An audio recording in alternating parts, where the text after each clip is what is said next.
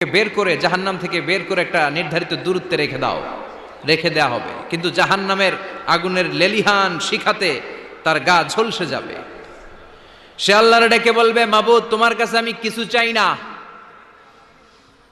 জাহান্নাম থেকে তুমি আমাকে বের করেছো, জীবন নদীর পানি তুমি আমার গায়ের মধ্যে ঢেলে দিয়েছো, আমি আবার সজীবতা ফিরে পেয়েছি। আমি তোমার কাছে জান্নাত চাই না, শুধু নিরাপদ একটা দূরত্বে আমাকে রেখে আসো, যাতে জাহান্নামের আগুন আমারে কষ্ট দিতে না পারে।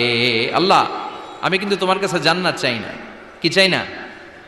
জান্নাত চাই না, কিন্তু জাহান্নামের আগুন আমারে কষ্ট দিচ্ছে, এতটা দূরত্বে রাখো যাতে জাহান্নামের আগুন আমার গায়ে না লাগে। আল্লাহ বললেন, ওকে রাখবো, কিন্তু আমার সাথে একটা কন্ট্রাক্টে যেতে হবে, যে এটা তোমাকে দিলে তুমি আর নতুন করে কিছু চাবা না।